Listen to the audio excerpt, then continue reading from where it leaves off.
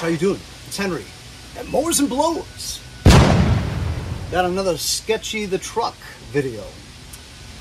This is 2010 Ford F-150 Super Crew 5.4 liter V8 3-valve. There are two different types of valve covers for this model engine. The kind that has the Vct or Vvt solenoid seals, bigger or smaller. The Vct stands for variable camshaft timing solenoid. Anyway, when I drive this truck and I'm stopped at a light sometimes, it shudders until you throttle up and then it'll smooth out again. Usually the Vct solenoids go bad and oil is not being transferred to the phaser area for advanced timing. I'm not really 100% sure. I'm just a regular wrencher in the garage.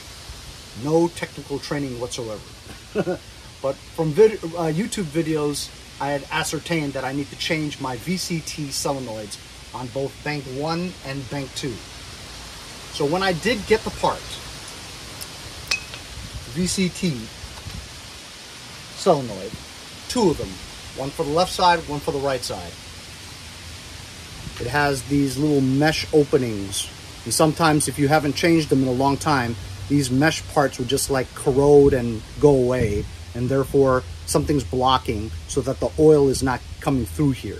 So this is a brand new one. It was like $30 for two, something like that. It has one Torx screw that holds it down inside underneath the valve covers, right? And so with the kind of valve cover that has the big seal, which this came with, goes on like that. See, there's the valve cover. When I got this in the mail, I decided to come out and change it, to discover that the hole for my VCT was this narrow, and I had to pull this seal out. And then I realized that my hole for the VCT solenoid is this small, not that big. With models with this one, you could actually take your Torx wrench and get into the hole to loosen this screw, to pull it right out and easily replace it, right? But with mine, it was so narrow that I had to bend my Torx just so that it had a profile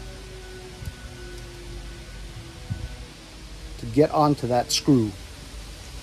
So I successfully did loosen this screw, and I was able to pull my Vct solenoid out of the hole up to the point where this thing catches the hole. So now I can't get it out. And I can't get it back in because I can't find this thing to screw in the hole again. Either way, I got to change it. Well, the only way I can remove my Vct solenoid, the old one, to replace it with this new one, is to take the valve covers off. Yes, with small engines, taking a valve cover off an overhead valve lawn tractor engine is easy as pie. But I've never done it in a car before, or a truck. There are fuel injector rails, coil packs, wiring harnesses all over the place, not to mention the fact that it's in such a tight spot, you can't even get to it. I'll show you. So here's the left driver's side of my truck. I covered this up because remember I pulled the seal out, and also I used compressed air to blow out all the debris around the valve cover area. As you guys can see here, this is the valve cover. That is the old Vct solenoid. This pigtail comes right off. Oh shit, I almost pulled that out. Anyway, this pigtail goes right on top of it, and as you can see, it's loose. It only goes in one way. That's good. So it's loose on there because I had loosened the bolt. But you can't pull it out because this hole diameter is too small. It fits perfectly the diameter of the VCT.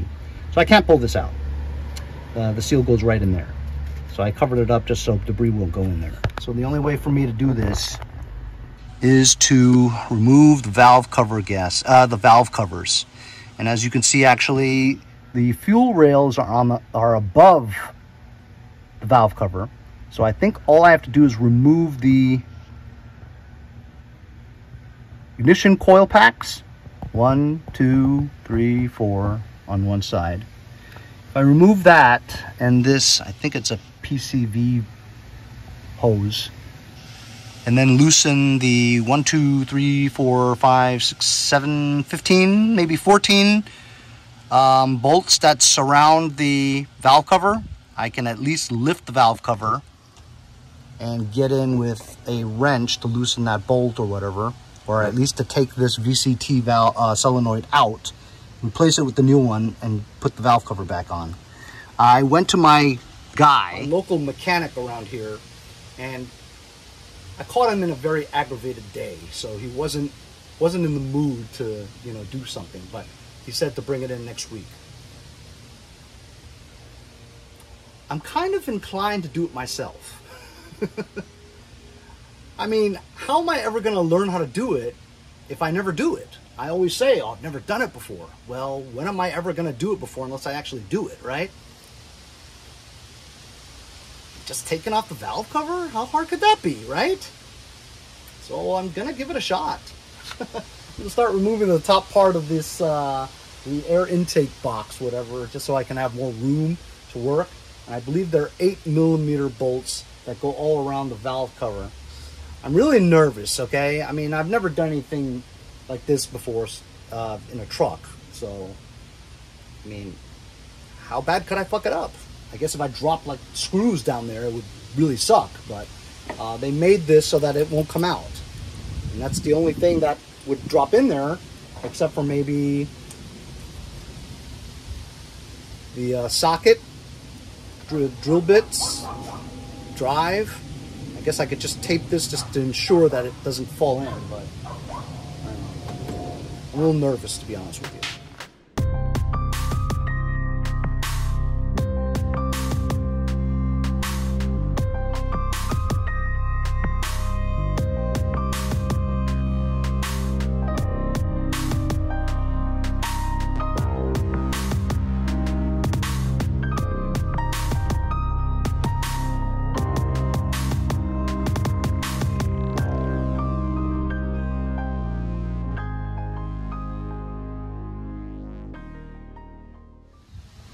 After removing that top plastic box, there's nothing in it except it's like a tube with nothing in it. No wires, nothing. You can see there's a lot of room here to work, which is great. These big V8 engine beds are just huge, you know what I mean? So I disconnected the pigtails to the ignition packs, coil packs. At least, I'm sorry, not the coil packs, the fuel injectors over here. And I also marked them so I know. I'm not sure if that's the number or not, but I know that this would be number 1, even though number 2 is there. Where's number 1? Oh, here. I marked number 1 here, number 2 there, you know, and so on. I removed my first coil pack, took the pigtail off. I know the pigtail's right there, so this has to be number 1. It was a 7mm, I believe, and I used compressed air to blow the debris out of that area where the spark plug is. Still some debris there, man. Anyway, I'm going to remove that and the other 4. I'm so overwhelmed. Check it out, check it out. So I've been at this for about an hour. Every time I took a coil pack out, I stuffed paper down the hole. I know it's a little overkill because down there is just a spark plug. There's no holes that go into the, I mean, unless you have the spark plug out, there's no stuff that can fall into the engine. And I blew it out with compressed air too, but I still felt better if I just plugged the holes. All the pigtails to the coil packs are removed, as well as the fuel injector pigtails as well, and I labeled them. I have taken off the harness off the, you know, so now it's nice and clean here, you know what I'm saying? There's no like wires over the valve covers and stuff.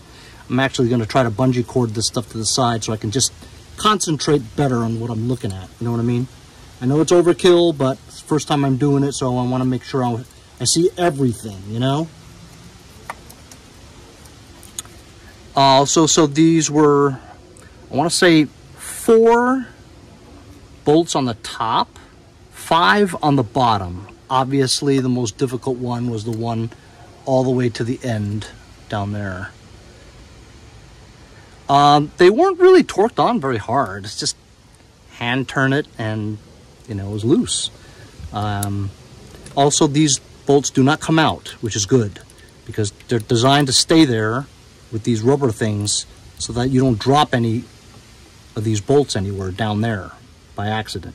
So it's a good design. So they're all loose. You could just, when you unloosen them, you pull them up, and then if you rock them left and right, it means that it's off. Then you can kind of feel for the threads, and there you go, see? There. Then when you back them out, they can be super loose, meaning that they're off. They're only being held on by these rubber things. So I think the valve cover, all the bolts to the valve cover is removed, and I could just slightly tap this and it'll come out. Okay, so just with a little screwdriver here, I'm just putting it where you can actually tap it with a mallet. Look.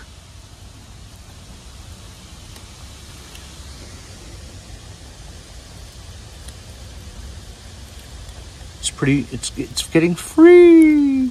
Yeah, I can feel it. Oh, there we go. It just broke. It feels pretty good.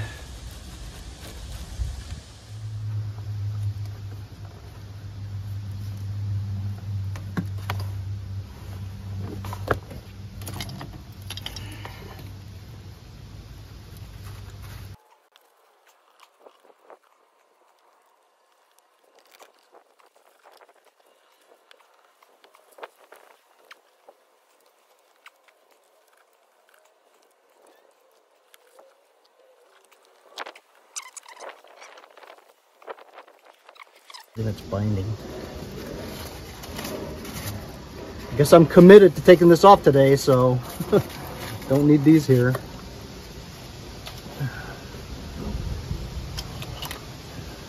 Oh, I see. This metal thing's in the way. This metal thing. I don't know what this is. Why is that there? What is it for? So, I pried it open, but it still won't come out because the dipstick is in the way. Cletus, you know what you are? You're a dipstick, a 14-karat dipstick. It goes all the way down, curved down there, so it's tough to get out. I don't know how to take the dipstick off, and I don't want to break it. So there it is. I pried it open, and it's just sitting like that. I think that's wide enough for me to get the thing out of there. It looks really dry in there, doesn't it? Look at that timing chain. It's tight, but it looks really dry in there. I don't know if I should be concerned or not. You guys watching this video, tell me what that looks like. Does that look okay? Those journals on the bearings? It just looks pretty dry. I have been, the truck has been sitting here for like 3 days without moving. And it has been hot, so I don't know. I mean, the truck drives fine. It's just sometimes it shudders a little bit, and I think it's due to this. But it looks like I've cleared it enough for me to get that out of there. I'm just going to try to weasel it out of there without taking off the whole cover. But that's a good look at the inside. That's the phaser. I don't even want to mess with that stuff because that's what causes a lot of problems in these 3-valve 5.4s.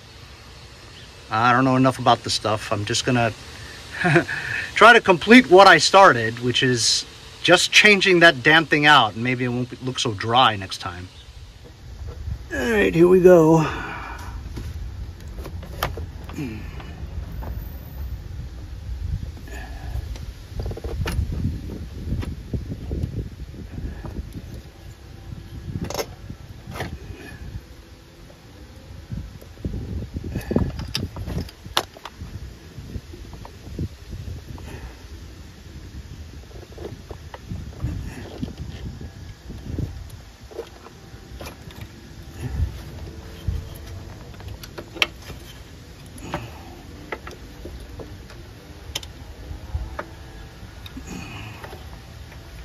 There we go. There we go. There it is. Well, the mesh stuff is still there, so I don't really think it's that bad. It looks old and stuff, but I mean, it looks okay.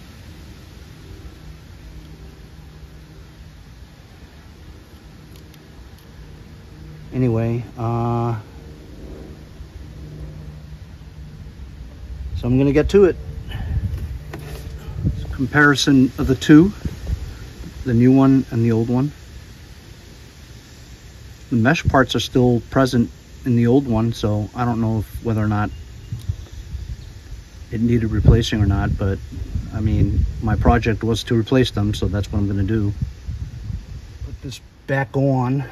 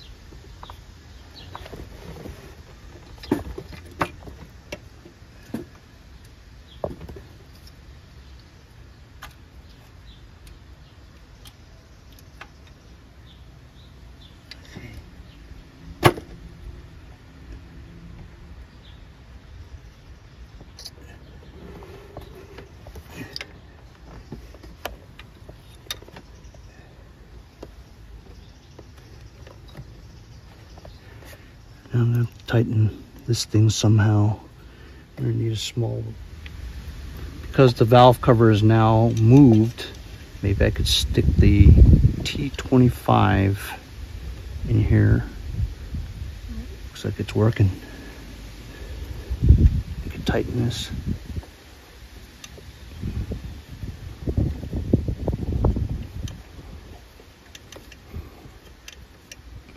I feel very accomplished, fellas. I do. I didn't think I could do this myself. I mean, not that I'm finished or anything, but I'm just pretty surprised is all that I was able to do this. Like I said, I'm not finished yet, but it's looking good.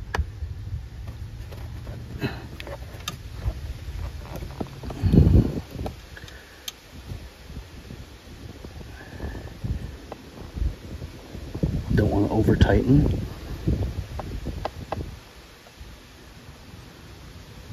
That's it. That's it. We did it. And now I'm just gonna put everything back.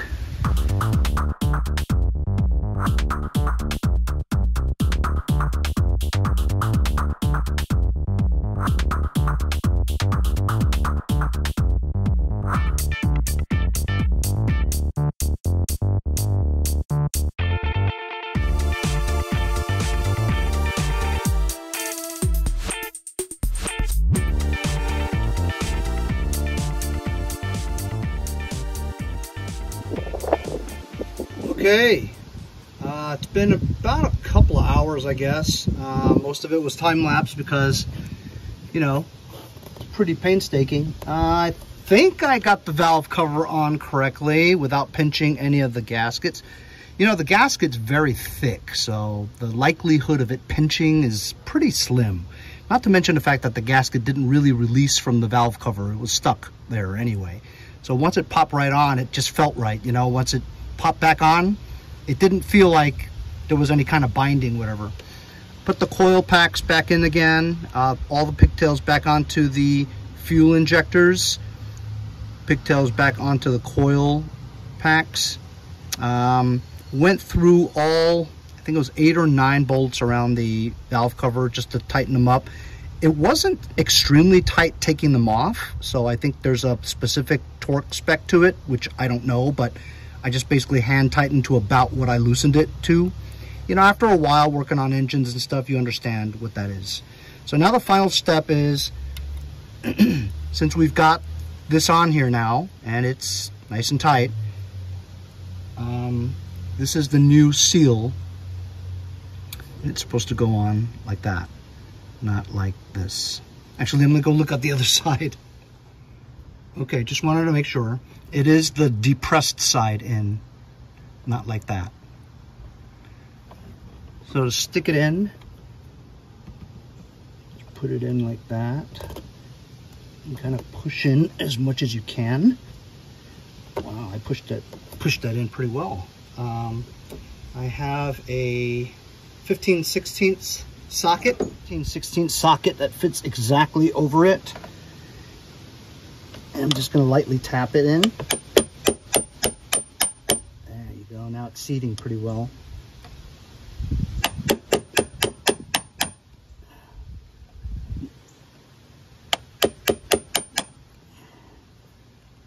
Wow, I seated it so well that the next guy taking this out is going to have a shitty time. But that's on there, tight. Or like they say, taut.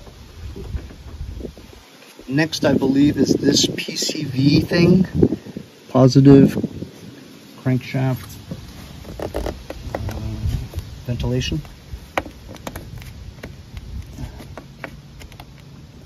There you go. And then the pigtail will complete bank 1 of my Vct Vvt Solenoid replacement. Requirements: remove valve cover. I'm like, holy shit. Well, I mean, honestly, fellas, that's pretty good. Looks good to me. You experts out there, Ford technicians, people that know what you're doing, tell me if I did everything okay. How's everything look? Positive crankcase ventilation? What did I say? Positive crankcase ventilation. Just took some extra time to look over everything, just to try to remember if I didn't plug in something or left something off, but everything looks good. This is the last final piece where it says Triton 5.43 valve. It's just, it appears to be just a tube with nothing in it. Like, I don't know what this is. I mean, there's nothing in it. It's just hollow. Almost like a baffle or something. And look, here's a hose here that goes to nowhere. Leave it in the comments. What the hell is it? Doesn't make any sense. Anyway, this just shoves in just like that. And this part shoves in just like that. Pretty easy, straightforward. Tighten down the hose clamps. And you're done ski. 8mm.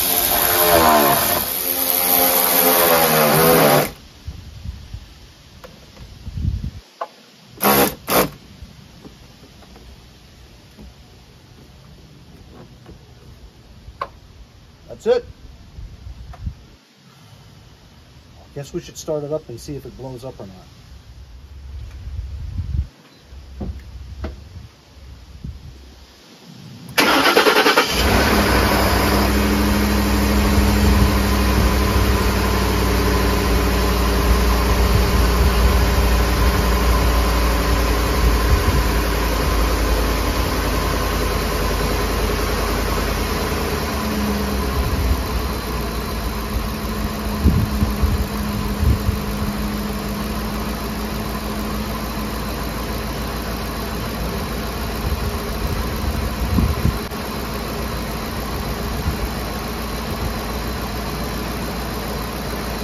So far, so good.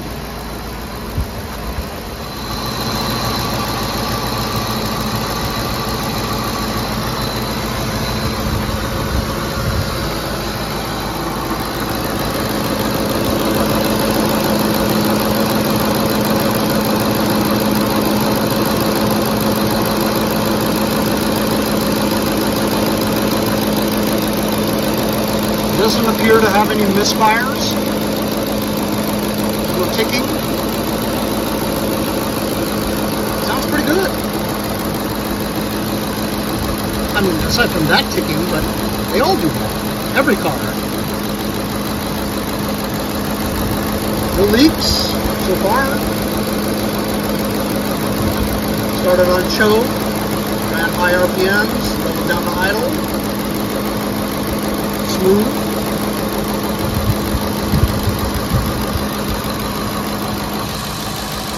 No vibrations. What do you guys think? Sounds good? Healthy engine? That's right. Shouldn't have a healthy engine because it's a 3-valve. They're not supposed to be healthy. But that's pretty cool. Today I tackled something that I'm completely out of my comfort zone.